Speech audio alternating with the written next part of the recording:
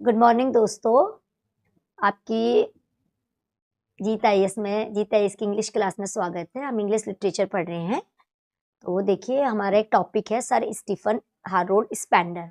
क्योंकि जो भी हम लोग इंग्लिश से जुड़े हुए स्टूडेंट, टीचर है, जिस भी रूप में अगर हम इंग्लिश लिटरेचर से जुड़े हैं तो सबसे ज़्यादा हम ब्रिटिश लिटरेचर को जानते हैं। क्योंकि इंग्लिश में हमने जब भी पढ़ा, बीए पढ़ा या एमए पढ़ा, तो इंग्लिश ब्रिटिश लिटरेचर ज़्यादा पढ़ा है। और ब्रिटिश पोएट या ब्रिटिश राइटर्स है भी सबसे ज़्यादा। तो और फिर उसके बाद देन हम, ये बहुत अच्छी बात होती है कि हम अपने इंडियन राइटर्स को जानते हैं। उसके बाद अमेरिकन राइटर्स हैं, उसके अलावा बहुत सारे अलग अलग राइटर्स हैं, अलग अलग, जैसे जैसे हम आगे पढ़ेंगे। लेकिन फिलहाल अभी हमारा जो चैप्टर चल रहा है वो इंग्लिश ब्रिटिश राइटर का है। तो अभी देखिए, हमारे सामने एक स्टीफन हारोल्ड स्पेंडर करके एक राइटर है। ये एक मॉडर्न, जरा सा मैं आपको इनका जिस्ट बताती हूँ कि ये एक मॉडर्न पोएट है, कंटेम्प्रेरी पोएट है। क्योंकि 19 सेंचुरी जैसे जैसे 20th सेंचुरी के जो भी राइटर थे उनको मॉडर्न राइटर के साथ साथ कंटेम्प्रेरी राइटर बोला गया। कंटेम्प्रेरी मतलब जो आज के युग के, अभी के प्रेजेंट में जो चल रहा है। तो एक बहुत महान, मतलब he is a very great British poet, belong contemporary society and a modern poet. और इन्होंने मतलब अपने, जैसे कहते हैं ना कि एक जब कोई एक आर्टिस्ट होता है वो अपने कला के द्वारा हमें मनोरंजन देता है। और वो आर्टिस्ट अगर मनोरंजन के साथ, उसको इन्फोटेशन कहते हैं, कि मनोरंजन के साथ अगर वो हमें नॉलेज भी दे रहा है, नॉलेज दे रहा है कि अवेकनिंग इस सोसाइटी में क्या चल रहा है, और उसके साथ अगर उसका इंटेंशन, उसकी एक अंदर की पॉजिटिव फीलिंग ये कहती है कि I would like to reform this society, कि मैं अपनी पेन से इस सोसाइटी को कुछ सुधार सकूं। तो वो सोसाइटी से कुछ थीम लेता है, कुछ ऐसे थीम जो कि बहुत ही क्रिटिकल होते हैं, बहुत ही नेगेटिव होते हैं। सोसाइटी में कुछ इनजस्टिस होता है, कुछ पुअर के साथ होता है, कुछ बच्चों के साथ होता है, कुछ महिलाओं के साथ होता है, कुछ हमारी रूढ़िवादिता होती है। तो कई चीजें टॉपिक होते हैं। तो एक पोएट अपनी पेन से, अपनी, जैसे कई लोग होते हैं, कोई अपनी मूवी के द्वारा मैसेज देते हैं, कोई अपने गानों के द्वारा मैसेज देते हैं, कोई अपनी अलग अलग स्पीचेस के द्वारा मैसेज देते हैं। तो इस तरीके से पोएट, एक राइटर भी अपनी कलम के द्वारा मैसेज, और कई बार एक राइटर अपनी कलम से पूरी दुनिया को चेंज कर देता है। तो उन्हीं में among them Stephen Spender is one. तो इन ये एक बहुत बड़े पोएट, ड्रामेटिस्ट तो हैं, नोवेलिस्ट भी हैं, क्रिटिक भी हैं, एसिस्ट भी, लेकिन उसके बावजूद ये एक बहुत बड़े सोशल रिफॉर्मर भी हैं।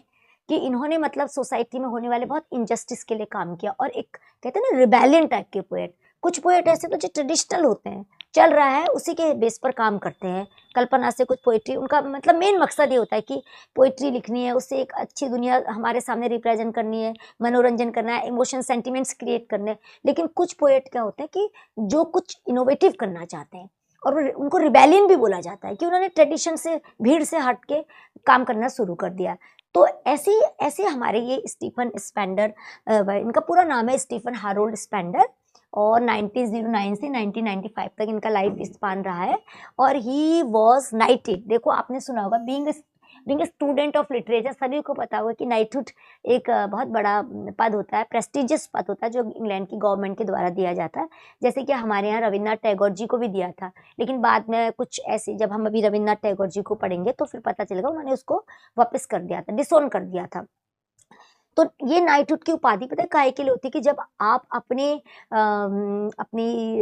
लिटरेचर के थ्रू एक अपनी सोसाइटी को, अपने समाज को, अपने राष्ट्र को रिप्रेजेंट करते हो, और अपने राष्ट्र का नाम, उसको एक गौरवान्वित करते हो, अपने राष्ट्र की प्रतिभाओं को, उसकी कल्चर को, ट्रेडिशंस को, सामाजिक व्यवस्थाओं को अपने पेन के द्वारा दिखाते हो। तो क्या होता है कि एक राइटर के थ्रू एक देश दुनिया में जाना जाता है, एक देश की बहुत सारी बातें पूरी दुनिया में जानी जाती है। क्योंकि किताबें सबको, हर कोई पढ़ते हैं, ये कंपलसरी नहीं है कि इंडियन बुक है तो इंडिया के लोग ही पढ़ेंगे।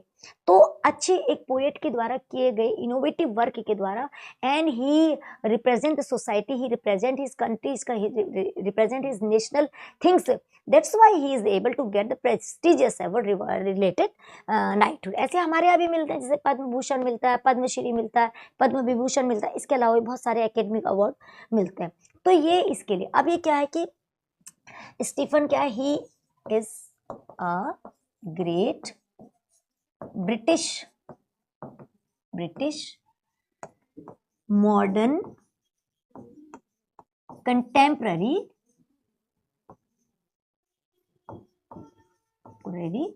राइटर, ठीक है। राइटर में सब आ जाता है, जैसे कि क्या है, a poet, poet, novelist, critic and essayist. अच्छा, उसके बाद एक वर्ड होता है, ही इज अ ग्रेट प्रोपेगेंडिस्ट। देखिए, प्रोपेगेंडिस्ट सुनने में ये शब्द हमें थोड़ा नेगेटिव लगता है, लेकिन लिटरेचर की दुनिया में ये वर्ड क्या होता है, बहुत ही मीनिंगफुल और पॉजिटिव होता है। प्रोपेगेंडिस्ट का मतलब होता है कि जो सोसाइटी में मैंने एक छोटी सी कोई कमी देखी, कोई चीज ऐसी देखी कि जो सोसाइटी में बहुत नेगेटिव चल रहा है, या किसी के साथ बहुत बुरा चल रहा हो रहा है, इंजस्टिस हो रहा है, तो उस कहते हैं ना, बाल की खाल निकालने वाला इंसान, तो बाल की खाल निकालने वाला इंसान लिटरेचर में पॉजिटिव माना जाता है, कि उसके लिए वो टॉपिक, वो कमी, वो बुराई, वो ऑर्थोडॉक्स चीज नॉर्मल नहीं है, वो उसके लिए जंग लड़ता है, उसके लिए वो लिखता है अपनी पेन से, उसको पेन को हथियार बना के उस नेगेटिविटी को खत्म करना चाहता है। तो प्रोपेगेंडिस्ट का मतलब होता है कि अपने किसी भी टॉपिक को पूरी ओपनली एक्सपोज करना, ठीक है, एक्सपोज करके उसकी कमियों को दिखाना, और जो रूढ़िवादिता, जो भेड़ चाल चल रही है, आप उस भेड़ चाल में नहीं आते हो, you want to do something innovative, तो he is called a propagandist, और ये he is also called a political poet, क्योंकि ये एक कम्युनिस्ट पार्टी से भी जुड़े थे,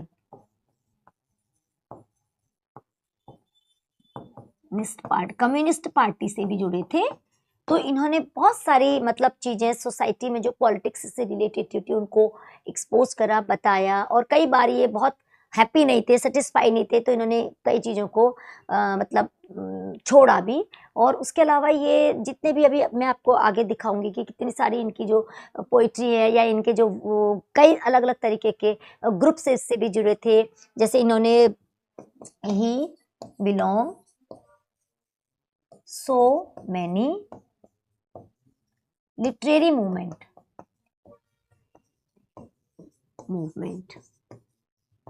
ठीक है।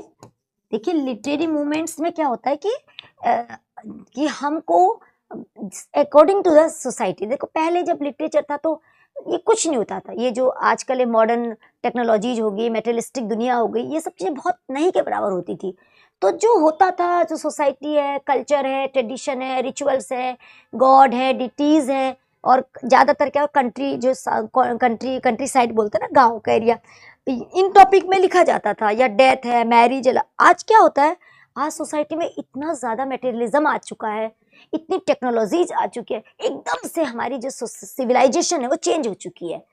तो अब जैसे जैसे हमारे अब टॉपिक नए आ रहे हैं, टॉपिक चेंज हो रहे हैं, तो हमें भी उन टॉपिक को दिखाने के लिए नए नए तरीके अप्लाई करने पड़ेंगे, नई नई गोष्ठी करनी पड़ेगी, नई नई स्टाइल अपनानी पड़ेगी। तो इसको क्या होता है, लिटरेरी मूवमेंट बोला जाता है। तो अब क्या, जब टॉपिक चेंज हो गए हैं तो हमें तरीके भी चेंज करने पड़ेंगे। अब हम उन तरीकों से नहीं लिख सकते जिन तरीकों से आज से हजारों साल पहले लिखा जाता था, जिन तरीकों से 14वीं सेंचुरी में लिखा था, जो स्टाइल 14वीं सेंचुरी में थी, जो स्टाइल उससे पहले थी, एंशियंट टाइम पे थी। तो इसलिए अलग अलग लिटरेरी मूवमेंट्स का मकसद ये होता है कि अलग अलग सोसाइटी के लिए अलग अलग तरीके से अपनी उसको बेस्ट दिखाना, जिससे कि एक बेस्ट मैसेज स्टूडेंट तक का, रीडर तक का जाए। तो ये एक बहुत तरीके के लिटरेरी मूवमेंट से जुड़े थे। उसके बाद ही इज कॉल्ड, जो इनके में जो भी हम छोटी छोटी चीज़ें पढ़ रहे हैं ना, वन वर्ड वाली, ये एक एक वर्ड वाली बातें आपकी बहुत इंपॉर्टेंट है, क्योंकि ये आपके एक नंबर के क्वेश्चन के काम आती है। तो ही is called the pink poet, he is called the poet of pink poets group, ठीक है। एक पिंक पोएट का ग्रुप है, इसमें बहुत सारे राइटर हैं।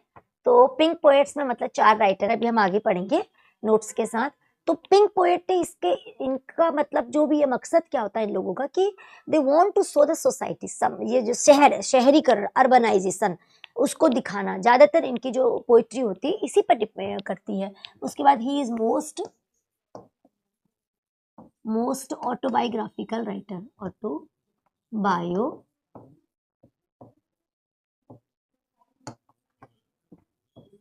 राइटर। ज्यादातर आप देखोगे ना कि इनकी जो जो भी पोएम या ड्रामा है, नोवेल है, तो वो चाइल्डहुड से रिलेटेड है। इन्होंने अपने बहुत सारे वर्क में चाइल्डहुड से रिलेटेड टॉपिक्स दिए, पास्ट लाइफ में, कि चाइल्डहुड कितना इनोसेंट होता है। किसी भी बच्चे का चाइल्डहुड बहुत ही इनोसेंट होता है। तो ही इज वेरी, सभी पोएम में, सभी नोवेल में इनके जो कैरेक्टर हैं वो खुद को रिप्रेजेंट करने वाले हैं। अच्छा, he is very talented. He was professor of English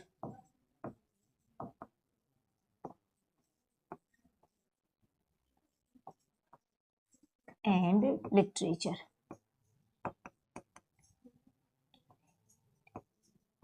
Literature in London University.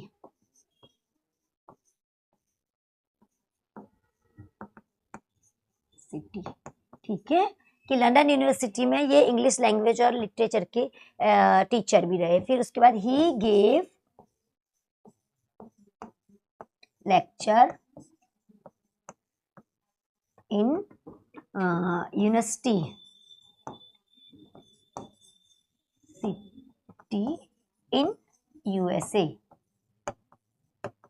ठीक है। और उसके अलावा he was the member of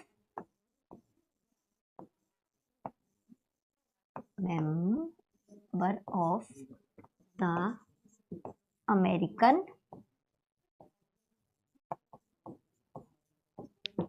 Academy of Art and Science, Art and Science, SCIENCE। तो ऐसी बड़ी बड़ी चीजों से ये जुड़े हुए थे। और इसके अलावा इनकी जो मतलब जो मेन जो पोइट्री होती है, वो सारी की सारी पोइट्री क्या होती है कि जो अर्बनाइजेशन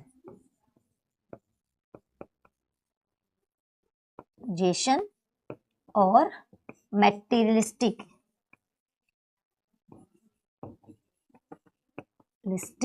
सोसाइटी से, जो इसमें क्या होता है, केओस है कि मतलब एक गांव का जीवन, सिंपल लाइफ और मटेरियलिस्टिक लाइफ।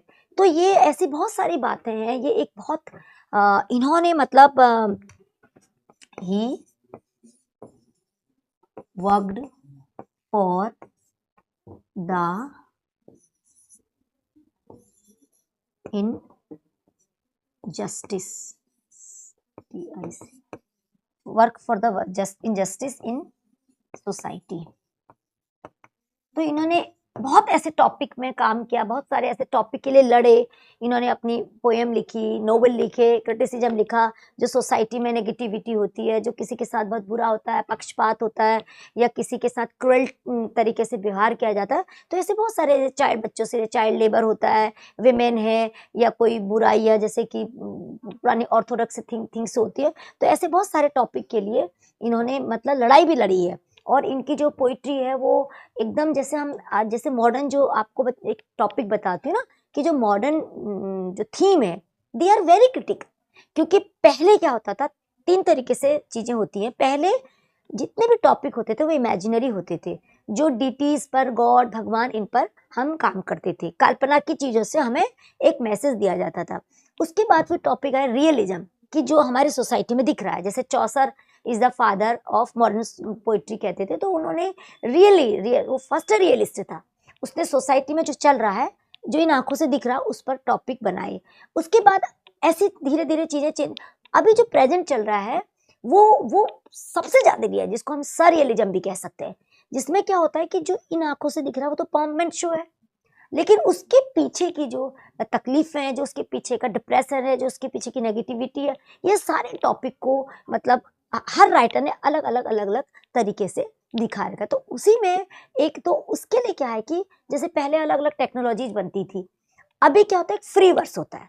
आपको याद रखना चाहिए कि मॉडर्न पोएट जितने भी मॉडर्न जितने भी राइटर है, उन्होंने एक टेक्नोलॉजी यूज की है, उसको फ्री वर्स। फ्री वर्स से क्या होता है कि जिसमें आप अपनी टॉपिक को एक critical, these topics are very critical, if you are ready, if you have knowledge, if you want to do something change, आप अपना मैसेज अपने ऑडियंस तक पहुंचाना चाह रहे हो, रीडर तक पहुंचाना, तो आप कोई भी तरीका यूज कीजिए। आप कोई सिंबल लीजिए, कोई इमेज लीजिए, कोई टेक्नोलॉजी लीजिए, कोई कैरेक्टर लीजिए, कोई ड्रामा का नाम लीजिए, कोई नोवेल का नाम लिखिए। आप अपने पोइट्री को दिखाने के लिए एक वर्ड से भी आप एक पूरी कहानी बता सकते हो, और एक सेंटेंस के द्वारा भी आप एक वर्ड को रिप्रेजेंट कर सकते हो। तो this is called free verse, कि if you have no rhyming scheme, आपके पास राइमिंग स्कीम नहीं है, आपके पास कोई ट्रेंड नहीं है, आपके पास दोहा पद्धति नहीं है, आपके पास 4-4 लाइन के कोई ट्रेंड नहीं है, नो प्रॉब्लम, लेकिन आपके पास जो है, आप किसी भी तरीके से बेस्ट वे, जो भी आपको बेस्ट वे लगता है कि आप बहुत अच्छे ढंग से अपना टॉपिक, तो इसको ज्यादातर पोएट ने इसको फ्री वर्स का नाम दिया है। तो ये फ्री वर्स की पोइट्री, तो आप भी लिख सकते हो कि स्टीफन जो है उनकी जो पोइट्री जो है वो फ्री वर्स है।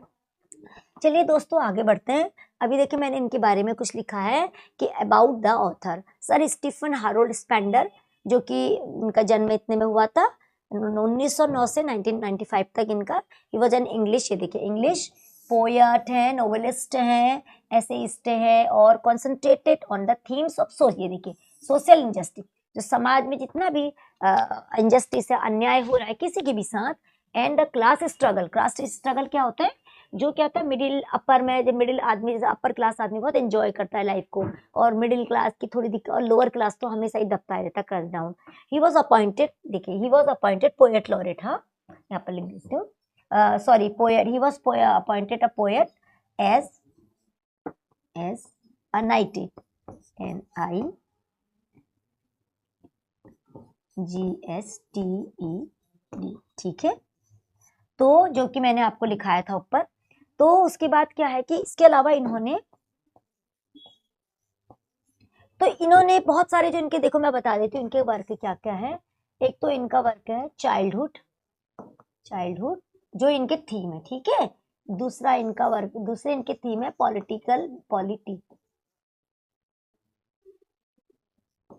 पॉलिटिकल सोसाइटी, और तीसरा इनका वर्क है upper class and middle class clash, CLASH। फिर चौथा है इनका मेटेरियलिस्टिक सोसाइटी,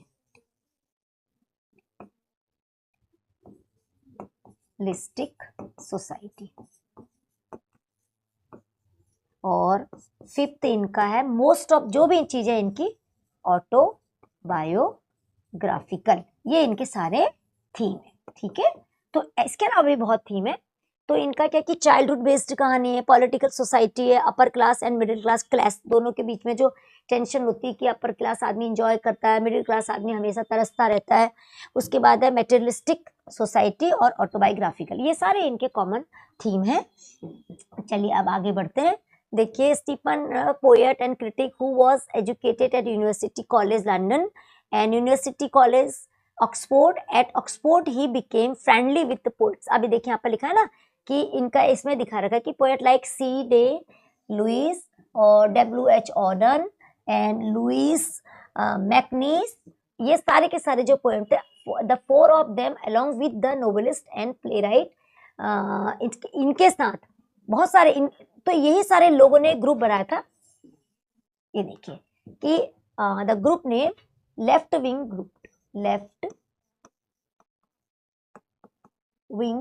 ग्रुप, ठीक है। जब आपसे पूछा जाएगा कि इसमें वैसे तो मेन फोर मेंबर थे, और ये ग्रुप जो कि इसका जो मेन जो है इसको बनाने वाले वो ऑर्डन है। तो ऑर्डन ने एक ग्रुप इन्वेंट किया था जिसमें कि जिस ग्रुप का नाम था लेफ्ट विंग ग्रुप, हाँ। तो ये क्वेश्चन आते हैं पिंक ग्रुप के, लेफ्ट ग्रुप के, और इनको बोला जाता है कि पोएट ऑफ 1930s के पोएट में भी काउंट किए जाते हैं, क्योंकि 1920th सेंचुरी के हैं। तो ये क्या है कि बहुत ही influential, the four of them along with the novelist and playwright Christopher Isherwood formed a very influential group of left wing writers. तो ये लेफ्ट विंग राइटर्स मतलब जो क्या होता है, एक नाम दिया है कि जिन्होंने एक नए तरीके से, एक हट के जो नॉर्मल लोग काम कर रहे हैं, जो नॉर्मल लोग पोइट्री लिख रहे हैं, उनसे थोड़ा सा डिफरेंट वे में, डिफरेंट टॉपिक पे, और they want to do something innovative in society. तो ये आपका एक क्वेश्चन बनता है कि लेफ्ट विंग ये किस ग्रुप से जुड़े हैं, और लेफ्ट विंग ग्रुप से अगर हो सकता है इन पोइट्स के नाम आ जाए, लेकिन आपको ये पोइट के नाम याद करने की जरूरत नहीं है, बस आपको ये पता होना चाहिए कि ये लेफ्ट विंग ग्रुप से, क्योंकि ये हमारे कोर्स में नहीं है बाकी के पोइट, तो लेफ्ट विंग ग्रुप से जुड़े हैं। पिंक पोएट्स कहलाए जाते हैं, पोएट ऑफ 1930s कहलाए जाते हैं, मॉडर्न पोएट कहे जाते हैं, कंटेम्प्रेरी पोएट है, ब्रिटिश पोएट है, पॉलिटिकल पोएट है, प्रोपेगेंडिस्ट है, poet of autobiographical things, poet of injustice in society. तो ये सारी चीज़ों के लिए, और his style is free verse. तो इसलिए इनका जो क्या है कि ये पिंक पोएट ऑफ 1930s, और इसलिए कह देते कि दे wanted to do something different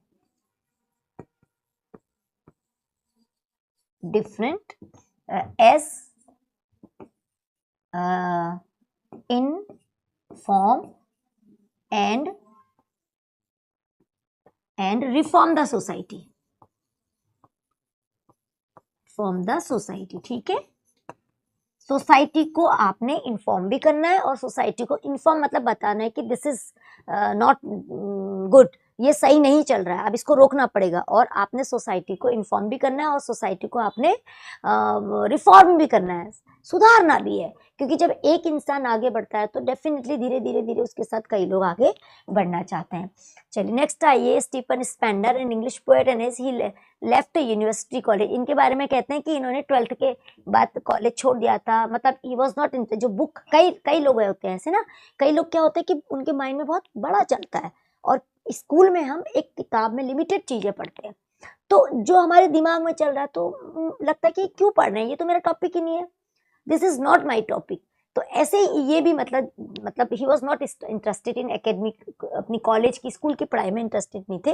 फिर इन्होंने यूनिवर्सिटी कॉलेज छोड़ दिया, Oxford without taking a degree and went to Berlin, ठीक है। इन्होंने पढ़ाई इनकम्प्लीट करी, चले गए वहां से, छोड़ के चले गए। और Spender took a keen interest in politics and declare himself to be a socialist and pacifist, कि ये चाहते थे कि मैं सोसाइटी में, इनको ऐसा लगता था कि अगर ही बिलोंग द कम्युनिस्ट पार्टी, ठीक है। क्यों? देखिए पार्टी से क्या होता है, पार्टी में जाके हमें एक पद मिलता है, और जब हमें पद होता है तो पावर होती है, पद और पावर अगर हमारे पास है, उसके बाद हम पोएट हैं, तो हम अपनी कलम के द्वारा और उस पद और पावर के द्वारा सोसाइटी में बहुत कुछ अच्छा कर सकते हैं। तो ये that's why he left college, क्योंकि इसको लगता था कि इनको लगता था कि मैं सिर्फ पढ़ाई करके वो सब नहीं कर सकता हूँ जो मेरे अंदर है, but I want to inform, but I want to reform, but I want to do something new, and but I want to do to give this society, में सोसाइटी को कुछ अच्छा देना चाहता हूँ। तो इन्होंने कॉलेज छोड़ा, उसके बाद इन्होंने एक सोशलिस्ट बन के, सोशलिस्ट मतलब the person who worked for society, जो सोसाइटी के लिए काम करते हैं, ठीक है। और he wanted to bring peace and happiness,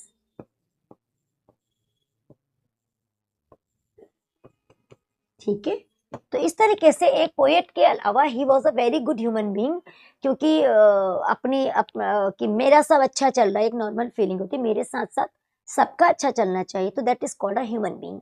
तो इन्होंने कम्युनिस्ट पार्टी में बहुत लंबे समय तक, फिर कई बार अभी जब हम इनको डीपली पढ़ेंगे तो हम देखते हैं कि he was not satisfied with this communist party या पॉलिटिकल पार्टीज, क्योंकि फिर पार्टीज में भी अपने अपने सबके अलग अलग व्यूज होते हैं, तो दैट्स वाई ऑलवेज ऐसा नहीं होता है कि एवरीथिंग मेरे अनुसार हो। चलिए उसके बाद आता है मॉडर्निज्म। देखो मॉडर्निज्म क्या होता है, जो मैं भी आपको बता रही थी, बताऊंगी। मॉडर्निज्म एक बहुत बड़ा स्टाइल है कि मॉडर्न पोएट अगर आप हो तो आपके अंदर मॉडर्निज्म होना चाहिए। मॉडर्निज्म में दो चीजें आती है, अभी बताऊंगी। कि Spender displayed a modernistic style of writing in majority of his literary works. This style of writing was marked by sudden and unexpected breaks with the traditional, ये बहुत इंपॉर्टेंट चीज है, ways of viewing and interacting with the world। ये कि क्या होती है ना, ट्रेडिशन दो प्रकार की होती हैं। देखिए ट्रेडिशन में क्या होता है, एक तो ट्रेडिशन का मतलब होता है कि हमारे जो ट्रेडिशन में जो हमारा रूल रेगुलेशन है, डिग्निटी ऑफ लिटरेचर, कि हमने उन रील, जैसे हमारे तीज और त्योहार और हमारी जो प्रथाएं कल्चर होती है, लेगेसी होती है जो हमें हमारे जनरेशन टू जनरेशन हमारे पूर्वजों से मिलती है, तो हमें उनको बना के रखना चाहिए, हमें उनको कभी डिसरिस्पेक्ट नहीं करना चाहिए। और एक क्या होता है कि हम इस दुनिया में रह रहे हैं, तो हमने उस लेगेसी को तो अपने साथ मेंटेन करना है, साथ में अगर हम इस वर्ल्ड में रह रहे हैं, इस मॉडर्न दुनिया में रह रहे हैं, तो हमें उस मॉडर्न, अब आज की डेट में अगर हम बिना मोबाइल के बिना फोन के रहते हैं तो हम रह ही नहीं पाएंगे, क्योंकि आधे से ज्यादा काम आज की डेट में मोबाइल के थ्रू होते हैं। तो इसलिए हमने ट्रेडिशनल और मॉडर्न दोनों चीजों को साथ में लेके चलना है।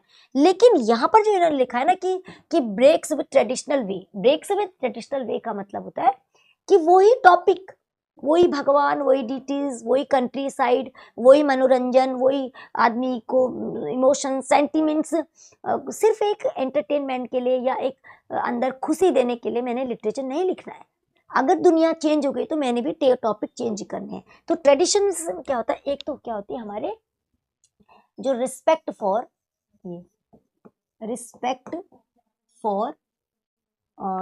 द रूल्स, ठीक है, rules made by our masters, जो हमारे लिटरेचर के मास्टर्स से बनाए हैं। और दूसरा क्या होता है इसमें, टॉपिक, ठीक है, टॉपिक क्या है, थीम्स क्या है, तो ये जो थीम्स और टॉपिक है वो हमने अकॉर्डिंगली हमने चेंज करने, ये तो हम इसको तो हम फॉलो करेंगे। रूल्स का मतलब है कि हमने लिटरेचर को डिसरिस्पेक्ट नहीं करना है, तो हमने कोई भी तरीका यूज करना है, नए रूल बनाने पर रूल तो होने चाहिए, जो हमारे मास्टर्स हमारे लिए छोड़ गए हैं हमने उसको फॉलो करना है। लेकिन हम आज की सोसाइटी में तो हमने नए टॉपिक जो हमें इन आंखों से दिख रहे हैं, जो हमारे चारों तरफ सराउंडेड चीजें चल रही है, तो इन्होंने क्या करा कि ऐसे बहुत सारे राइटर हैं जिन्होंने ट्रेडिशनल तरीके से सोचना छोड़ दिया कि अब मैं कुछ नए तरीके से सोचूंगा। तो इन्होंने क्या सोचा कि जो चल रहा है, जो मेरे सामने चल रहा है, कि सोसाइटी में क्या चल रहा है, इतना क्यों चल रहा है, आदमी भी मॉडर्न मटेरियलिस्टिक चीजों के पीछे भाग रहा है और पैसे के पीछे भाग रहा है और बहुत ही अन्याय हो रहा है, कहीं कोई बहुत दुखी है समाज में, कहीं पर कोई एक इंसान समाज को बहुत परेशान कर रहा है, कहीं पर समाज की रूढ़िवादिता, समाज के बेतुके नियम कानून, जैसे हमारे यहाँ पहले सती प्रथा होती थी और क्या कहते हैं विधवा विवाह नहीं होता था या बाल विवाह होता था, ये सब कुरीतियां थी, तो देखो धीरे धीरे धीरे खत्म हो गई ना। तो वही जैसे जैसे समाज में आगे बढ़ते हैं, आज बेटियां पढ़ती हैं, लिखती हैं, बहुत काम करती हैं, तो ऐसी बहुत सारी बातें थी। अभी पूजा पाठ में पहले से बहुत रूढ़िवादिता होती थी, अभी क्या होता है कि अब पूजा पाठ का एक मॉडर्न स्टैंडर्ड हो गया है कि आप पूजा पाठ हर तरीके से कर सकते हो, मन से भी कर सकते हो, सोच विचार के भी। तो ऐसी ट्रेडिशंस को इन्होंने कहा कि अब इन्होंने क्या कहा, देखो way of viewing and interacting with world, कि देखने का नजरिया बदलो और इस सोसाइटी से जुड़ो। सिर्फ फूल को देखकर या चांद सितारों को देखकर या नदी झरने को देखकर हम कहानी नहीं लिख सकते, हम रामायण के कैरेक्टर पे ही कहानी नहीं लिख सकते, हम गीता के उपदेश पर ही कहानी नहीं लिख सकते। हमने उन उन उन जो वो लेगेसी हमें मिली है, जो हमें तमीज और तहमीज और मैनर्स मिले, उन मैनर्स के को साथ लेकर नए नए टॉपिक को देखना है, इस सोसाइटी की तरह इंटरेक्ट होना है और हमने उस सोसाइटी के पॉइंट्स को लिखना है। तो क्या हो गया था कि main society is the main theme, ठीक है, कि इनके लिए क्या था कि ये सोसाइटी मेन है। तो मॉडर्निज्म का मतलब क्या होता है, दो चीजें। मॉडर्निज्म का देखो पहला मतलब होता है कि आपने मॉडर्न थीम्स लेने हैं, मॉडर्न थीम्स, ठीक है। फिर उसके बाद आपने क्या करना है, फिर दूसरा क्या है आपका, दूसरा पॉइंट है कि मॉडर्न टेक्नोलॉजीज, जी, जैसे कि सिंपल सा तरीका फ्री वर्स, ठीक है, फ्री वर्स, VERSE, तो आपको जब आपके पास एक बहुत ही इनोवेटिव थीम है, जैसे कि आप बच्चों पर होने वाले जो भी अन्याय है आप उसको सही करना चाहते हैं, या फिर जो पढ़ाई का एक रूढ़िवादी तरीका है कि बस आपने इस किताब से संबंधित एक टीचर ने इस किताब के अंदर की चीजें ही समझानी है, तो ये एक रूढ़िवादी तरीका। आप किताब के साथ साथ एग्जाम्पल देके बच्चों को कुछ और भी नई चीजें सिखाइए। तो ऐसी बहुत सारी चीजें जब आप उसको इंटरेक्ट हो रही चीजें, तो आपको क्या करना है, आपने उनको अब उस टॉपिक, ये तो थीम हो गए आपके, अब उस टॉपिक को आपने अपने पेन के द्वारा दिखाना है, पोइट्री के द्वारा दिखाना है, नोवेल के द्वारा दिखाना। तो आप क्या करोगे, फ्री वर्स में क्या होती है, सारी बातें आ जाती है कि द वे जो आपको सही लग रहा है, आप किसी भी तरीके से कोई एग्जाम्पल लीजिए, कोई मुहावरा लीजिए, कोई कोटेशन से लीजिए, कोई कैरेक्टर का नाम लीजिए, कोई बुक का नाम ले लीजिए, कोई पुराने हमारे जो बड़े पोएट थे, राइटर थे, आप उनका नाम लीजिए, क्योंकि वो एग्जाम्पल बन जाते हैं। कोई सिंबल यूज कीजिए, कोई इमेज यूज कीजिए। तो इसलिए मॉडर्निज्म अभी ये सारा मॉडर्न, अभी इवन टुडे आज भी मॉडर्निज्म चल रहा है। तो एक मॉडर्न पोएट होने के नाते this is very compulsory that you have knowledge what is going in society, एक अवेकनिंग, कि आपके अंदर अवेकनिंग आनी चाहिए। और that's why you are free to use any type of technology with respect of literature, कि जिससे लिटरेचर की रिस्पेक्ट भी मिल रही और टॉपिक भी क्लियर हो जाए और ऑडियंस को, रीडर्स को आपका तरीका समझ में भी आए। तो मॉडर्निज्म एक बहुत बार, तो ये इन्होंने भी मॉडर्न टेक्नोलॉजीज को यूज करा। अब next I spin was associated with several literary movements.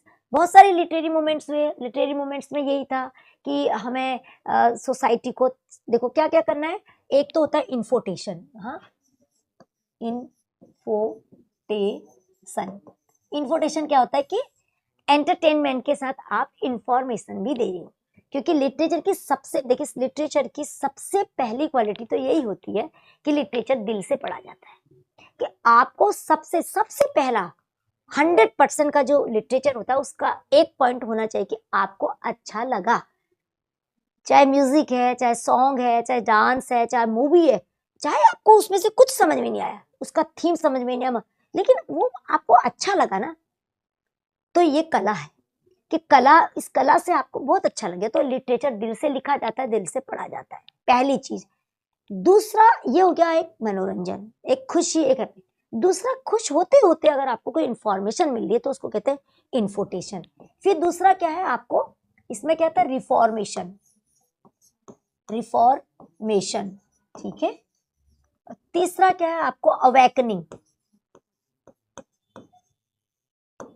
ठीक है, कि आपने जगाना है, कि मतलब आप भाई थोड़ा, हम यंग हैं, अगर मैं पोएट के रूप में जाग रहा हूं तो आप स्टूडेंट के रूप में जागिए। अगर मैं आपको कोई मैसेज आप तक छोड़ रही हूँ तो दिस इज योर ड्यूटी कि आप उसको समझे और समझ के फिर शेयर कीजिए। तो लोगों में अवेकनिंग लानी है। तो उसके बाद क्या होता है कि मेथड्स, फिर आपने क्या क्या मेथड्स यूज करने हैं। तो ऐसे इसमें मोमेंट, इसमें यही था कि जरूरी नहीं कि बार बार आप उन ट्रेडिशनल तरीकों को यूज करो, उन ट्रेडिशनल सब्जेक्ट को ही अपने सामने लेके। तो इसमें ही बहुत सारे लिटरेरी मूवमेंट देखे लिखा है कि the Oxford movement, the modernist movement, the Auden group वही, मतलब जो अभी हमने पढ़ा था कि पिंक पोएट्स हैं, लेफ्ट विंग पोएट्स हैं। तो एक इनोवेटिव, इनका सबका मतलब क्या है कि think as an innovative human being, ठीक है। और एक मॉडर्न जो राइटर होता है ना, उसको सोचना नहीं पड़ता कुछ टॉपिक में लिखे, उसका दिमाग, माइंड इतना क्रिएटिव रहता है हर पल कि उसको चारों तरफ टॉपिक दिखते हैं। उसको लगता है कि हाँ, अरे ये भी एक टॉपिक है, ये भी, क्योंकि आपके अंदर सोसाइटी को सुधारने का एक जज्बा पैदा हो चुका है, that you want to reform the society because we are the part of the society. This is our duty that anyhow, anywhere, anything, by any chance हमने अपनी सोसाइटी को कुछ देना है। तो जिसमें कि हम, क्या होता है कि अगर हम कुछ नहीं कर सकते तो मिनिमम इतना तो कर सकते हैं कि हम गलत को गलत बोल सकें, ठीक है। तो इन्होंने पहले गलत चीज को समझा, पहले आप समझो गलत क्या है, फिर आप उसको अपने पेन के द्वारा लिखने की कोशिश करो, फिर आप उस कोशिश में जान डालो कि कैसे जो मुझे समझ में आया बाकियों को भी समझ में आ जाए। तो इन सारी चीजों के लिए क्या है कि आपके अंदर you have a very passion to do something new with the help of your pen. Your pen is a weapon. हाँ, तो ये सारे ऑक्सफोर्ड मूवमेंट मतलब ग्रुप बना अलग अलग राइटर्स का, कि इनके ग्रुप में ये था कि चाहे नोबल लिखो, चाहे पोएम लिखो, चाहे आप क्रिटिसिज्म लिखो, चाहे ऐसे लिखो, हर टॉपिक क्या होता है कि ईच एंड एवरी टॉपिक, ठीक है, ईच एंड एवरी टॉपिक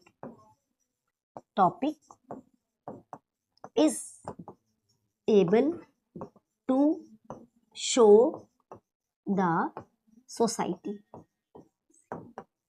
ठीक हो गया कि आपको मतलब सोसाइटी को एक्सपोज करना है, सोसाइटी को दिखाना है, सोसाइटी को रिफॉर्म करना है. चलिए नेक्स्ट आ जाइए. अब इनके देखिए कुछ कोट्स हैं. जैसे कि कोट्स, एक तो क्या होता है हमारे हर समय मुंह पे होते हैं, जैसे शेक्सपियर के कोट होते हैं. शेक्सपियर ने सबसे ज्यादा कोट लिखे, अलेक्जेंडर पोप के कोट होते हैं, विलियम वर्ड्सवर्थ के, सभी के कोट्स होते हैं. तो इनके कोट भी हैं, बट एकदम क्योंकि ये इतने फेमिलियर पोएट नहीं है, जैसे शेक्सपियर है, वर्ड्सवर्थ है, मिल्टन है, ये तो ऐसे पोएट हैं कि जिसने लिटरेचर का कभी नाम भी नहीं सुना होगा, उन्होंने इनको सुना होगा. इनके कोट क्या होते हैं देखिए, great poetry is always written by somebody straining to go beyond what he can do. कि मतलब एक महान पोएट्री वो होती है जिसके द्वारा आप बहुत कुछ देना चाहते हैं, कि जो मेरा लेवल है, जो मैं कर सकता हूं, मैं उससे भी ज्यादा करना चाहता हूं. कि मेरा लेवल क्या है कि मैं पोएम लिखूं, और उससे ज्यादा मैं क्या है कि पोएम के थ्रू मैं क्या दे सकता हूँ सोसाइटी को, क्या मैसेज दे सकता हूँ, क्या मैं रिफॉर्म कर सकता हूँ. तो उन्होंने कहा कि पोइट्री, अगर मैं पोइट्री लिख सकती हूँ तो ये मेरे पर एक बहुत बड़ी, मेरे ग्रेसफुल थिंग है, मेरे लिए एक ब्लेसिंग्स है, क्योंकि पोइट्री लिखना is an art, and with the help of poetry you are able to give something very important to the society. तो ये more blessings हैं. फिर ये बोल रहे हैं कि there is a certain justice in criticism. अब क्रिटिसिज्म कह रहे जस्टिस, मतलब क्योंकि जब हम ऐसे लिखते हैं, ऐसे में क्या होता है, ऐसे का मतलब होता है कि समाज का कोई पॉइंट ले लिया. पहले तो हम ऐसे लिखते थे कि गाय पर ऐसे लिखो, कुत्ता पर ऐसे लिखो, वो तो उनके बारे में बताना होता है. जो हम लिटरेचर में जो ऐसे लिखते हैं, क्रिटिसिज्म के अंदर ऐसे होते हैं या टॉपिक होते हैं, तो आपने उस टॉपिक को एक प्रोपेगेंडिस्ट के रूप में ओपन करना है. प्रोपेगेंडिस्ट मतलब एकदम ओपन. सबसे पहले आप बताओ कि टॉपिक है क्या. ठीक है, जैसे आजकल एक बहुत ज्यादा ओवर फैशन चल रहा है, तो सबसे पहले मुझे बताना पड़ेगा कि फैशन क्या है. ठीक है, फिर जो चल रहा है वो क्या है, फिर वो गलत है मैं ये भी बताऊंगी, फिर वो गलत क्यों है मैं ये भी बताऊंगी, और फिर उसके बाद ये भी पता चलेगा कि वो सही क्या है. मेरे सारे पॉइंट्स होने चाहिए.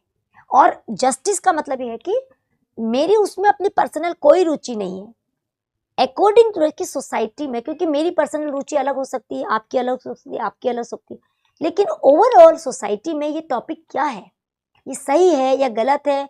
कोई भी टॉपिक सोसाइटी के डाउनफॉल के लिए, या उसकी अच्छे के लिए, उसके राइज के लिए, या उसकी रॉयल्टी के लिए, तो हमने क्रिटिसिज्म को एक पर्सनल, इनका कहने का मतलब है कि क्रिटिसिज्म नेवर पर्सनल. ठीक है, कि हम जब किसी भी टॉपिक में काम करते हैं, हम जैसे आजकल मॉडर्न सोसाइटी में बहुत मॉडर्निज्म चल रहा है, अर्बनाइजेशन चल रहा है, पॉम्प एंड शो, तो मैं अपनी पर्सनल व्यूज नहीं दे सकती हूँ. मैं पर्सनल तरीके से कभी नहीं, अगर मैं एक आर्टिस्ट हूँ, मैं एक राइटर हूँ, तो मैं पर्सनल, मेरे सोचने से मैं देखूंगी कि ओवरऑल पूरी सोसाइटी इस टॉपिक में क्या सोच रही है, कि कितना ये टॉपिक इस सोसाइटी के लिए पॉजिटिव है और कितना नेगेटिव है. तो हमें कभी भी लिटरेचर में, अगर हम किसी टॉपिक पर आर्गुमेंट कर रहे हैं, डिबेट कर रहे हैं, या हम उसके बारे में ऐसे लिख रहे हैं, तो उसमें कभी भी पर्सनल, मैं सिर्फ अपनी फीलिंग के जरिए उस टॉपिक को गलत या सही नहीं कह सकते. ठीक है, जैसे आप एक छोटा सा टॉपिक बता दी, चाइल्ड लेबर होता है ना, सभी को पता है, पूरी दुनिया को पता है कि चाइल्ड लेबर इज रॉन्ग, सबको. और बहुत सारे लोग काम करते हैं, बहुत हाई लेवल का काम करते हैं, कुछ कम करते हैं, कुछ नहीं करते, तो उनको फिर भी उनको दया तभी भी आती है कि ये गलत हो रहा है. ठीक है, बट कुछ very few people are very cruel, जो काम करवाते भी हैं और उनके साथ उनका हैरेसमेंट भी करते हैं. तो मिनिमम अगर मैं चाइल्ड लेबर पर लिख रही हूँ, तो ये सोसाइटी का टॉपिक है, ये पर्सनली मेरा टॉपिक नहीं है, तो मैं उसमें लिख सकती हूँ. ठीक है, और मैं ये भी लिखूंगी कि सोसाइटी क्या कहती है. ठीक हो गया। तो इस तरीके से इन्होंने मतलब फिर मैंने चाइल्ड माई, अब देखिए चाइल्ड इन्होंने लिखा है ना, चाइल्ड, ड्रीम्स और विशेस, देखो बार बार आई लिखा है। ये आई जब किसी भी राइटर की पोइट्री में, वर्क में आई होता है, वो टोटल ऑटोबायोग्राफिकल होता है। ठीक है, ये ऑटोबायोग्राफिकल मतलब अपनी लाइफ से रिलेटेड। तो कह रहे कि high on your horse, my mind atop, wiped with lashes of your rhetoric windy of course. तो मतलब इसमें ये बता रहे हैं कि सब चीजें, ये जितने टॉपिक हैं, ये तो एक कोट है, आपसे इसमें कुछ नहीं पूछा जाएगा, बस आपको इतना पता होना चाहिए कि कोट स्टीफन स्पेंडर ने लिखे हैं। लेकिन मैं इस बता रही हूँ कि इस कोट में आपको सब दिख जाएगा कि ये सारी चीजें उनकी अपनी जो पर्सनल सोच से रिलेटेड है, जो सोसाइटी को देखकर, सोसाइटी में जो भी हो रहा है उसको देखकर जो बात है। और देखिए चाइल्ड लिखा है ना, ऑटोबायोग्राफिकल तो है ही है, और चाइल्डहुड भी उनका एक बहुत बड़ा मेजर टॉपिक है। ठीक है, तो इन्होंने बहुत सारी चीजें लिखी है। देखो रिटोरिक एक वर्ड होता है ना, रिटोरिक क्या होता है, शब्द, जो वर्ड्स होते हैं, द बेस्ट वर्ड है ना, रिटोरिक का मतलब होता है the best word which you use in your literature to explain the things better। ठीक है, रिटोरिक मतलब होता है एक प्रकार के शब्द, मतलब शब्द रचना, शब्दों का सही यूज, शब्दों को तरीके से, हर बार आप बहुत ही मेटाफर यूज नहीं कर सकते, हर बार आप फिगर्स ऑफ स्पीच यूज नहीं कर सकते, हर बार आप कोटेशन से यूज नहीं कर सकते, हर बार आप एग्जाम्पल यूज नहीं कर सकते, हर बार आप सिंबल यूज नहीं कर सकते। आपको सिचुएशन के आधार पर ही रिटोरिक मतलब टेक्निकल चीजें, लिटरेरी चीजें यूज करनी चाहिए। अदरवाइज कभी कभी क्या होता है कि थीम तो सिंपल होता है, लेकिन उसमें यूज की जाने वाली रिटोरिक जो शब्द की जो चूज है वो इतना डिफिकल्ट होता है कि वो उसका जो टॉपिक की सिंप्लिसिटी खत्म हो जाती है। चलिए अब आगे आते हैं। देखिए द पोएम डेब्रिक, अब इनकी एक पोएम है डेब्रिक, हाँ याद रखना, ये मैंने कुछ पोएम आपको यहाँ पर दिए। वैसे तो इनके बहुत सारे वर्क है, because he is a writer of novel, poem, ऐसे और so many things. As a critic इन्होंने बहुत ज़्यादा क्रिटिसिज्म में भी काम किया है, और उसके अलावा इन्होंने सोसाइटी की कई अलग अलग टॉपिक में जर्नल्स भी लिखे हुए हैं। तो ये इनकी डेब्रिक का मतलब क्या होता है, मॉर्निंग। ठीक है, एकदम डेब्रिक इसका मतलब होता है मॉर्निंग।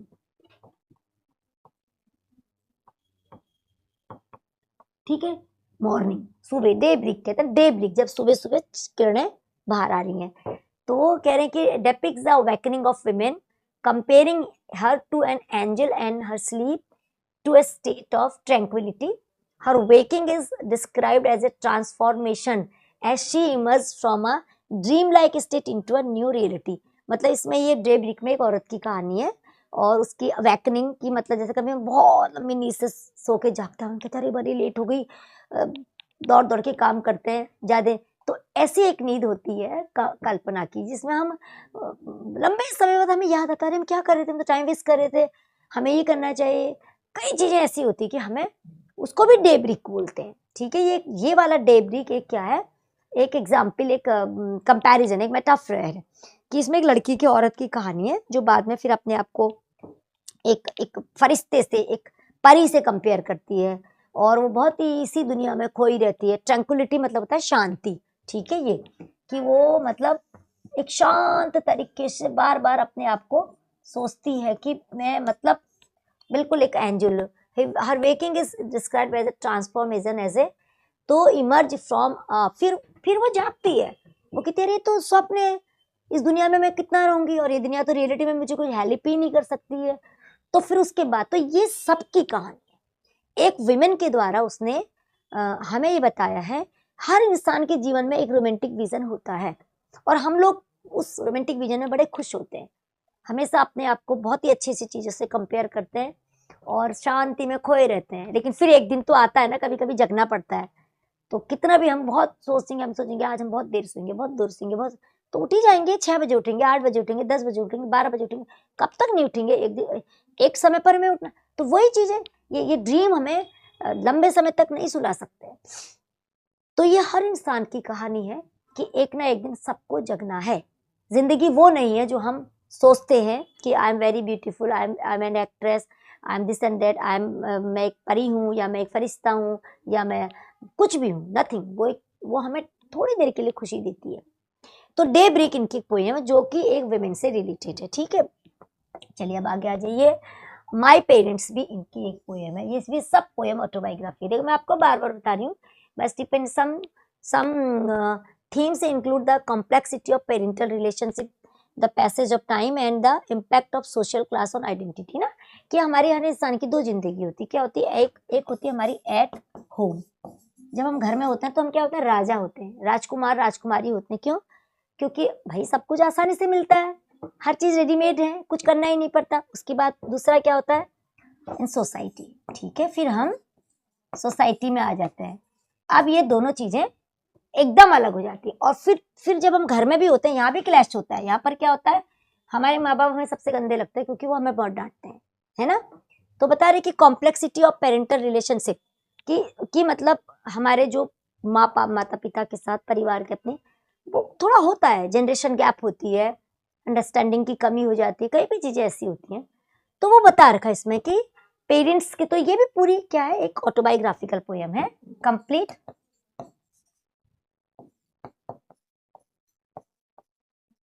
ग्राफिकल पोएम, जिसमें पोएम से ही लग रहा है कि माय पेरेंट्स, है ना। फिर वो कह रहे कि जैसे जैसे समाज, एक टाइम पर तो हमें अरे मम्मी ऐसा पापा ऐसा टाइप का लगता है।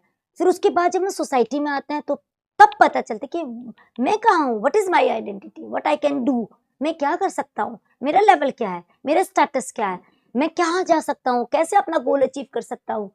तो वहां से लेकर सोसाइटी तक, और सोसाइटी के सामने जब मुझे अपना आईना दिखता है तो वो सारी चीजें सबके सबके जीवन में आती हैं। तो ये इन्होंने अपनी इस पोएम में बताया है। चलिए नेक्स्ट आ जाइए। The key theme of this poem of Stephen Spender is death. देखिए आपने उसकी जितनी भी पोएम होती है ना, ज्यादातर उसमें क्या है कि मतलब डेथ है, particularly the way that shapes of death haunts life, क्योंकि इनकी जो एक पोएम है डेथ से रिलेटेड है। तो उसमें ये बताते हैं कि डेथ जो है ना, जैसे इनके कुछ पोएम के थीम डेथ भी है। तो इनका जो डेथ के प्रति जो डेथ है ना, देखो DEATH, डेथ क्या है? एक जनरली लोग कहते हैं बहुत डरते हैं, लेकिन कई कई बार क्या होती है, डेथ हमारे लिए बहुत ही ब्लेसिंग्स होती हैं। कब? देखिए जब हम एक बहुत ही सीवियर बीमारी से लड़ रहे थे, है ना, डिजीज, एक जब बहुत हमारी लाइफ में कोई बहुत बड़ी घटना घटित हो जाती है और बहुत बड़ा दुख आ जाता है, पेनफुल सिचुएशन। ठीक है, ये लाइफ में कोई फ्रॉड हो जाता है, ऐसी बहुत सारी। जैसे क्या होता है कि कोई देखिए मैं बताती हूँ, कोई एक्सीडेंट हो जाता है, पूरी तरीके से पूरा उसके शरीर बॉडी पार्ट्स खत्म हो जाते हैं और बिस्तर पर लेटा है। उस समय क्या है? उस समय सबसे अच्छी चीज डेथ है ना। क्या करेगा इंसान? माइंड से भी बेकार हो गया, बॉडी से भी बेकार हो गया, खुद के लिए भी परेशान, दूसरा। तो तब वो बता रहे कि डेथ उतनी हॉरिबल नहीं है जितना हमने उसको बता रखा है। तो डेथ के बारे में बता रहे कि डेथ हॉन्ट्स लाइफ। जिंदगी भर हम डेथ से डरते हैं, मर जाएंगे तो क्या होगा, ऐसे करके। तो बता रहे कि shapes of death haunts life, कि अलग अलग तरीके से हमें डेथ दिखती है। डेथ हमें तबीयत खराब में दिखती है, एक्सीडेंट में दिखती है, और बार बार हमें अपने जो कलीग, जो हमारे जो the person who are very near to us, हम उनकी डेथ से डरते हैं। तो वो बता रहे कि डेथ, कितना आदमी डेथ से डरता है। डेथ तो बाद में आती है, लेकिन डेथ का डर हमें पूरी जिंदगी डराता है। तो ये एक बहुत ही प्रैक्टिकल पोएम है, और इसमें इन्होंने डेथ की एक पॉजिटिविटी को और डेथ को क्लियर किया है कि death is not a horrible things, है ना, कि क्या है? Death is not a horrible thing. तो इन्होंने डेथ, मतलब बहुत सारी डेथ पोएम के बारे में इन्होंने अपने ये विचार रखे हैं। चलिए अब नेक्स्ट आते हैं। द मोस्ट फेमस वर्क, अभी देखो इनके बहुत सारे वर्क हैं जो बहुत फेमस है। देखो इनकी कुछ शॉर्ट स्टोरीज है, जैसे क्या है बर्निंग कैक्टस है, और एक नोवेल है बैकग्राउंड सन है, उसके अलावा लिटरेरी क्रिटिसिज्म है, और डिस्ट्रक्टिव एलिमेंट्स हैं, और द क्रिएटिव एलिमेंट्स हैं, और the making of a poem, और सब ज़्यादातर वो है autobio, the struggle of the modern, और एन ऑटोबायोग्राफी। देखिए जो ये देखिए सबसे इम्पोर्टेंट क्या है, the world within world इनकी ऑटोबायोग्राफी का नाम है। अभी तक तो ऑटोबायोग्राफिकल चीजें मैं बता रही थी, तो ये जो है ना ये इनकी इट इज हिज ऑटोबायोग्राफी,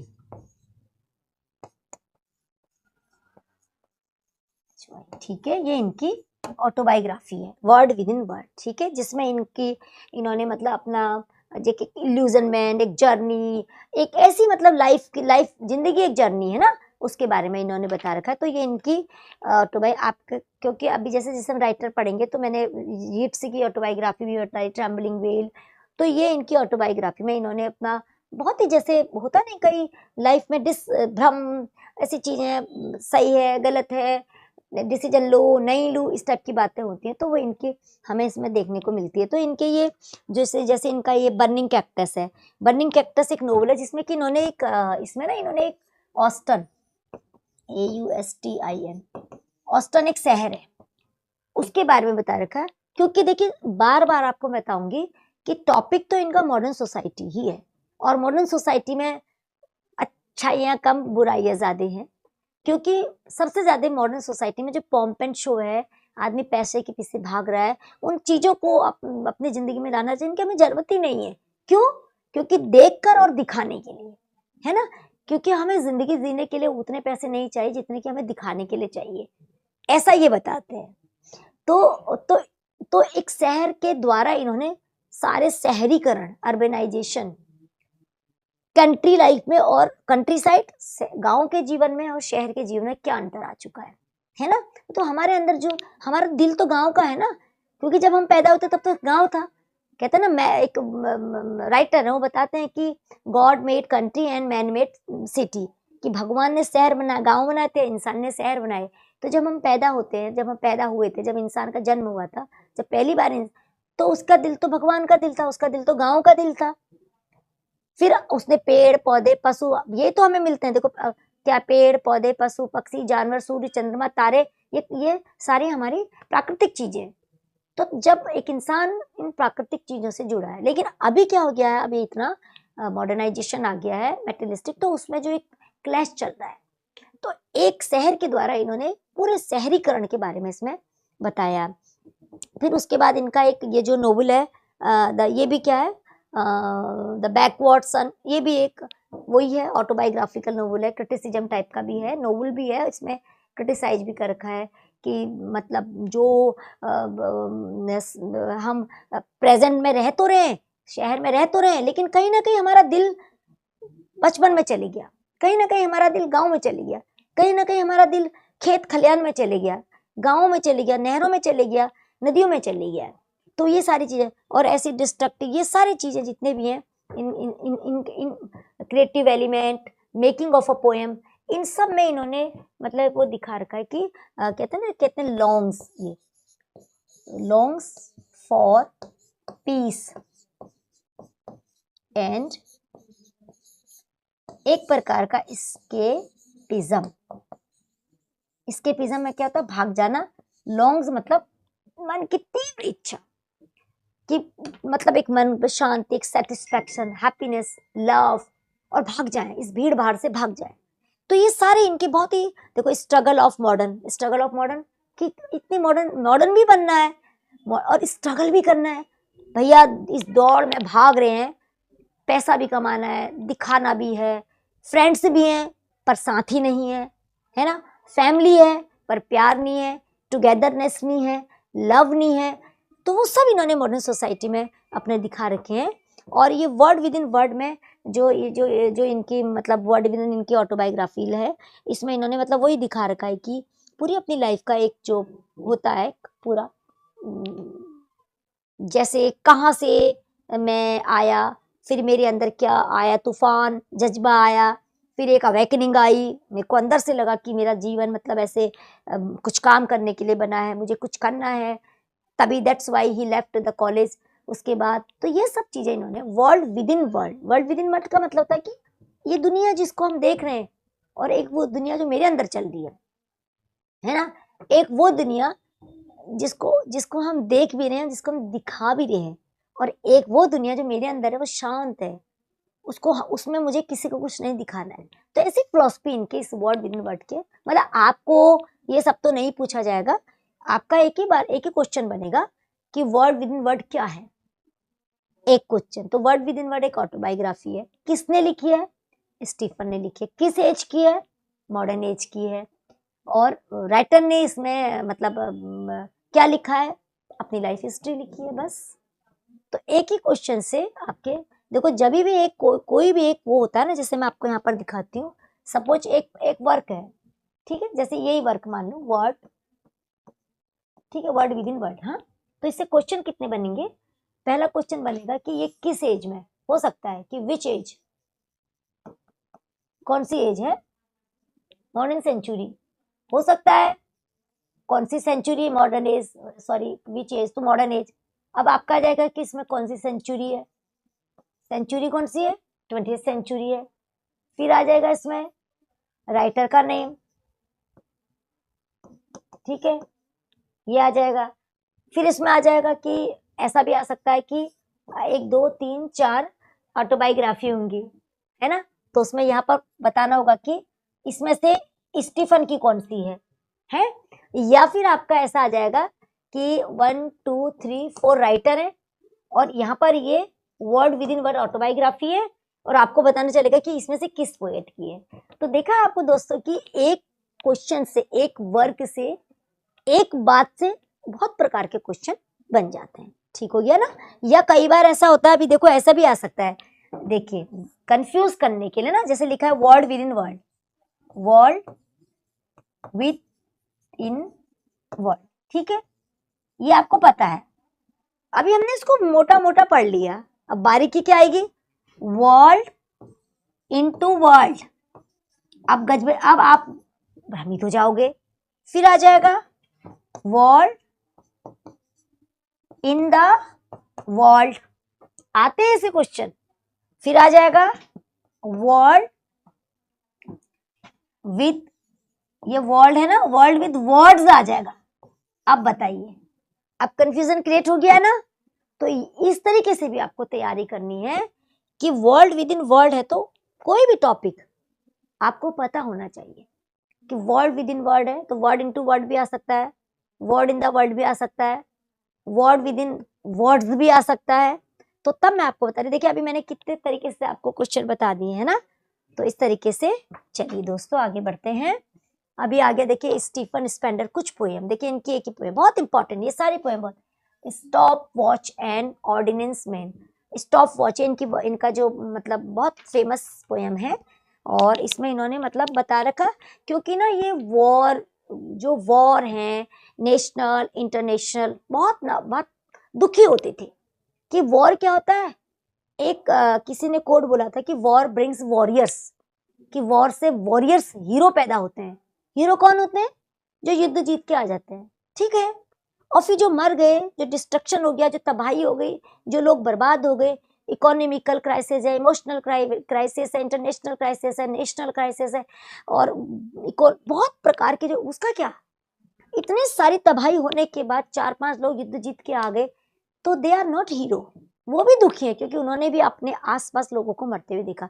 तो एक कोट्स था कि वॉर ब्रिंग्स हीरोज, तो ये वॉर से बहुत नफरत करते। तो इस stopwatch and ordnance map में इन्होंने, इसका जो थीम है वो है वॉर, आफ्टर वॉर, ठीक है, आफ्टर वॉर, कि वॉर के बाद की, जैसे अभी देख रहे हो यूक्रेन वॉर चल रहा है ना, सब बर्बाद हो गया, लेकिन वॉर चल रहा है।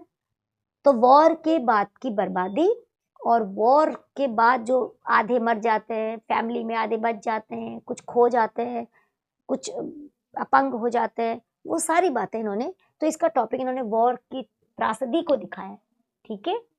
फिर दूसरा कलेक्टेड पोएम है, तो इनकी एक कलेक्शन है। देखो ये जो है ना कलेक्टेड पोएम, ये बहुत राइटर का है। तो ये एग्जाम के लिए आपका नहीं बना है, क्योंकि बहुत सारे राइटर का कलेक्टेड पोएम होता है, पोएम्स होता है, एंथोलॉजी ऑफ पोएम होता है। तो ये टॉपिक मतलब आपके लिए इतना इंपॉर्टेंट नहीं है। उसके बाद आपकी पोएम होती है नेक्टर्न। देखिए नेक्टर्न का मतलब होता है निशाचर। निशाचर जानते होंगे ना, निशाचर जो रात को घूमते हैं। तो ये पोएम एक रात के, इसकी जो सेटिंग है night, night NIG night set, ठीक है, नाइट रात के वक्त की सेटिंग है इसमें। रात का वक्त है, चांद तारे हैं, सितारे हैं, ऐसी पोएट थोड़ा फिलोसफर है, फिलोसफिक वे में इसको अपना बता रहा है कि वैसे जो ये है ना, ये जो वर्ड है ये एक फ्रेंच वर्ड से लिया गया है, फ्रेंच वर्ड, ठीक है। बट हालांकि आपके लिए ये इतना इम्पोर्टेंट नहीं है, आपके लिए तो बस इतना ही काफी है कि आप अपनी पोयम को नाम पता होना चाहिए बस आपको, ठीक है। आपको सिर्फ पोयम का ये जैसे 4 पोयम आ गई तो पता होना चाहिए किसका नाम है, इतना ज्यादा आपसे नहीं पूछा जाता है। फिर चाइल्डहुड, ये तो चाइल्डहुड आपको वैसे ही दिख रहा है कि चाइल्डहुड हर पोएट का एक चाइल्डहुड होता है। अपने चाइल्डहुड के बारे में लिखना, अबाउट चाइल्डहुड लाइफ, ठीक है। चलिए, तो देखिए स्टॉप वॉच वॉर से रिलेटेड है, नेक्टम रात के घुमक्कड़ रात को जो घूमते हैं उनसे रिलेटेड है। चलिए अब आगे बढ़ते हैं। देखिए हिज मच एंथोलॉजीज, एंथोलाइज्ड क्या होता है, जो पोएम के कलेक्शन होते हैं, खूब सारी पोएम इकट्ठे आती है ना, तो उनको पोएम कहते हैं। द पाइलोन, अब ये देखिए पाइलोन, पाइलोन्स क्या होता है, पाइलोन एक पोएम का नाम भी है, पाइलोन्स इनकी एंथोलॉजी, ये आपको जरूर पता होना चाहिए। देखिए पाइलोन का मतलब होता है एक बिजली का खंबा, है ना, जिसमें खूब सारे तार लगे होते हैं। पाइलोन एक जिसमें कि आप ये बिजली के खंबे की पूरी कहानी है कि तार कैसे लगते हैं, इसको कहते हैं कि अ टॉल मेटल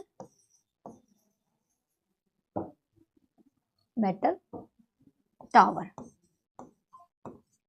ठीक है, अ टॉल मेटल टावर, जिसमें कि वही बिजली का खंबा, यहाँ वहां से खूब सारे तार निकलते हैं। तो इसके बारे में बता रखा, लेकिन जो इसका सिंबल है ना, इसका मतलब दिखा रखा कि इस पोयम का कॉन्फ्लिक्ट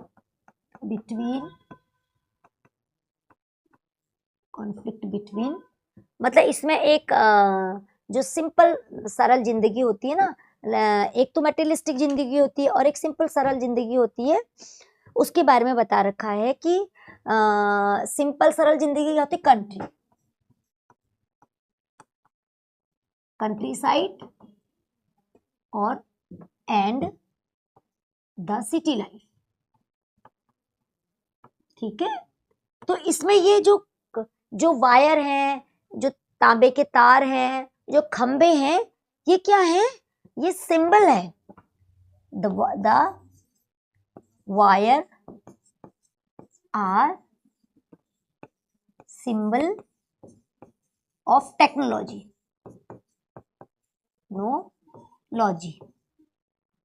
ये जो नई नई टेक्नोलॉजीज दुनिया में चल रही है, बहुत ही दिखावा। तो ये बता रहे कि earlier collection poems was seized on the critics at the time as a level of for Spender's generation whom they termed the pylon poets, और that's why he is called pylon poets.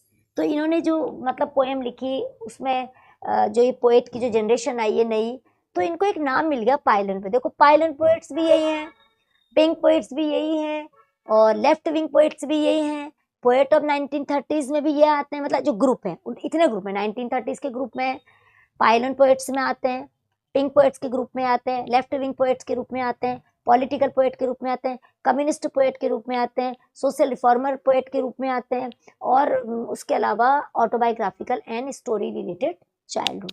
तो ही is called.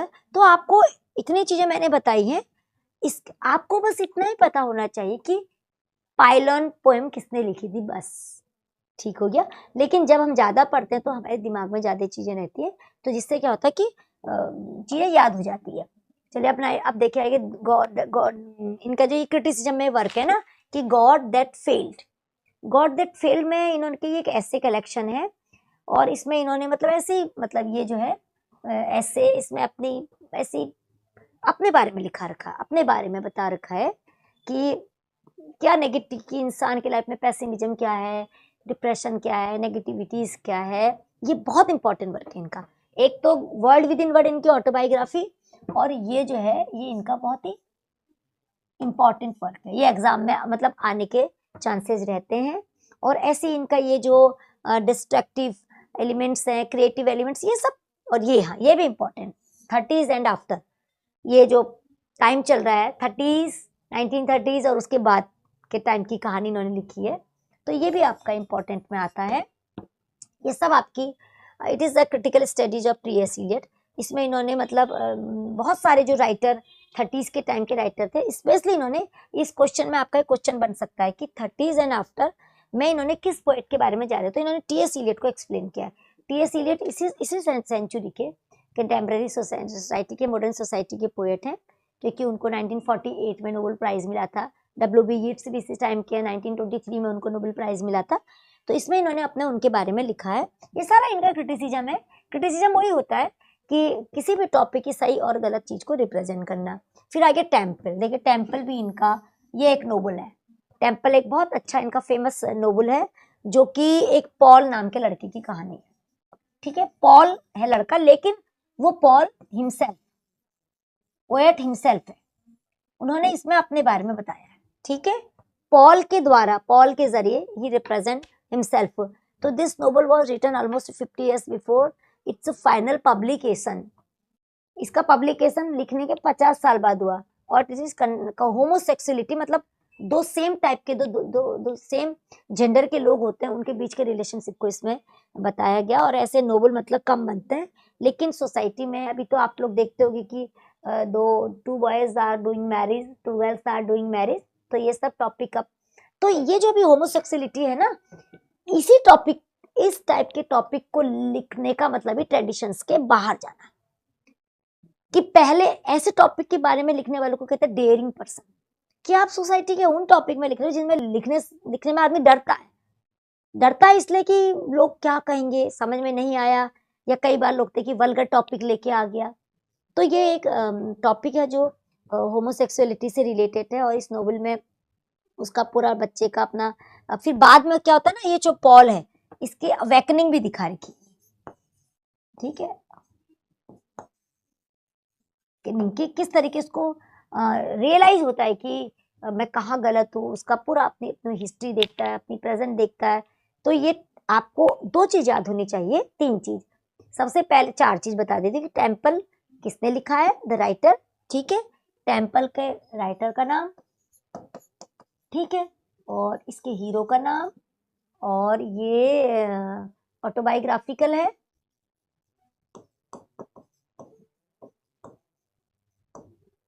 है, और ये 20th century का novel है, और Stephen ने लिखा है। ठीक है, तो ये चीजें आपको ऐसे ऐसे क्वेश्चन आ सकते हैं कि इसका राइटर कौन है, इसका हीरो कौन है। और सबसे पहले आपको ये भी बताना चाहिए कि टेम्पल क्या है, ये एक नोवेल है। कई बार हमें ये नहीं पता होता है कि टेम्पल नोवेल है या ऐसे है या ये ड्रामा है, तो ये भी पता होना बहुत जरूरी है। ठीक हो गया, चलिए अब नेक्स्ट आते हैं। फिर इनके मैंने ऐसे थोड़ा आपको नॉलेज के लिए कुछ इसमें पोएम्स डाल दिए हैं। 9 entertainments, 20 poems, still centre, ruins and visions, collected poems, Vienna, poems of dedication, the age of being.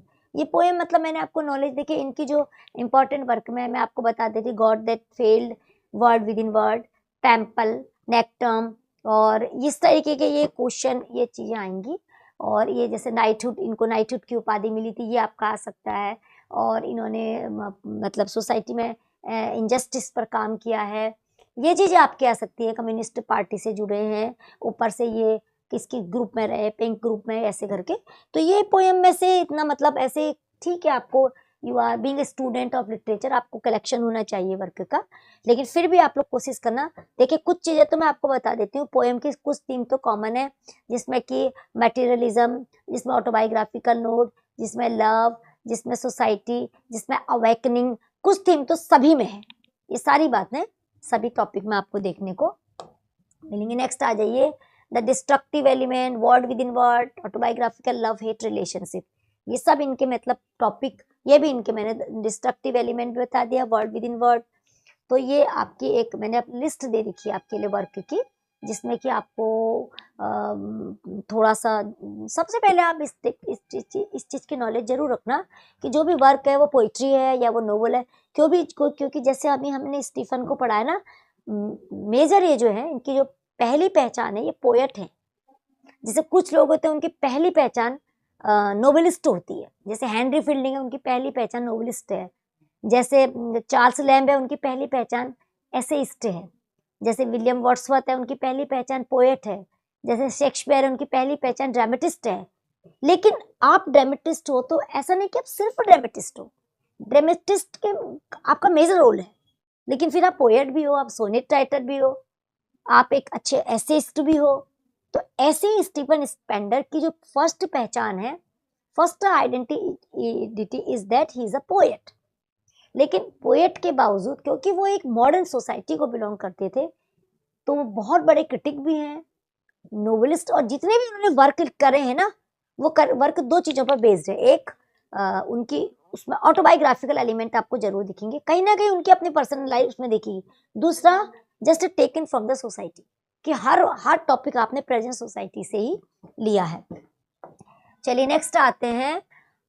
In July 1995 Spender died of heart attack. ये भी क्वेश्चन आता है, कई बार आता है कि हार्ट अटैक से किस राइटर की डेथ हुई थी, पानी में डूबने से किस राइटर की डेथ हुई थी, इस तरीके से भी क्वेश्चन आते हैं आपके यहाँ कि किस राइटर की डेथ अपने शहर से दूसरे शहर में जाके हुई थी। जैसे कि कीट्स थे, उनकी डेथ इटली में हुई थी, और एक राइटर है उनकी डेथ पानी में डूबने से हुई थी।